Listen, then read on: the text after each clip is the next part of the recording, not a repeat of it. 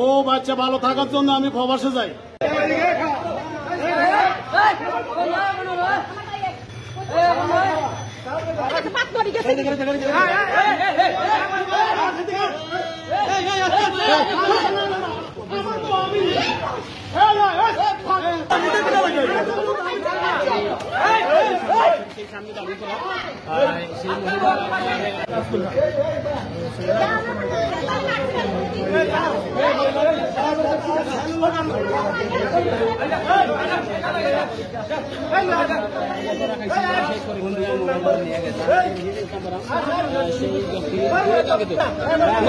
ও বাচ্চা ভালো থাকার জন্য আমি প্রবাসে যাই।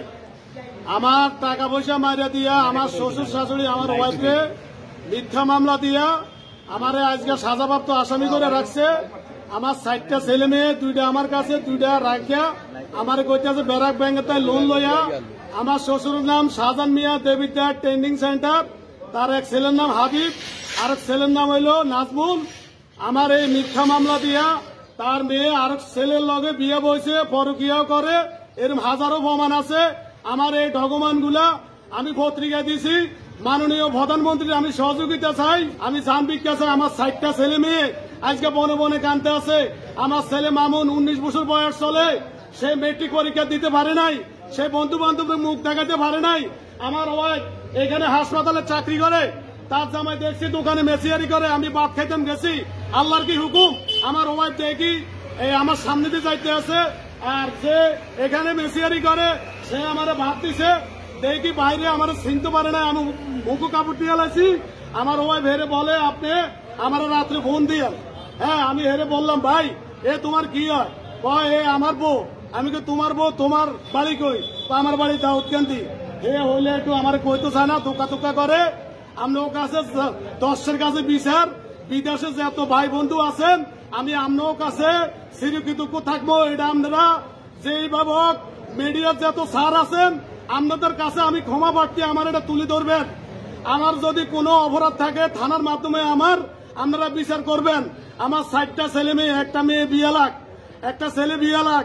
আমার আজকে মনে করেন বাচ্চাগুলা বনে বনে, আমার শ্বশুর আমার তাইতে আরো 2 লাখ টাকা আছে। আমার 16 লক্ষ টাকা মারি দিচ্ছে, আমার জায়গা বেচা টাকা, বিদেশের টাকা। আমার যদি কোনো অপরাধ থাকে মিডিয়ার মাধ্যমে, থানার মাধ্যমে, জনগণের মাধ্যমে আমার ফাঁসি দিবেন। আমার ছেলে মেয়ের সামনে যদি আমার কোনো অপরাধ থাকে। আমি বিদেশে ছিলাম, বউ বাচ্চা ভালোভাবে চলবো। আমার শ্বশুরে আমি যেন লকডাউনে অসুস্থ হয়ে মালদ্বীপ থেকে আসি, আমি গেছি, আমি বাচ্চার টানে বোট টানে আমার শ্বশুরে আমার কয় বড় ছেলের সামনে নদীর ভূত খানকির ভূত তুই কেন এখানে আইসস, তোরা জবা করে দিব।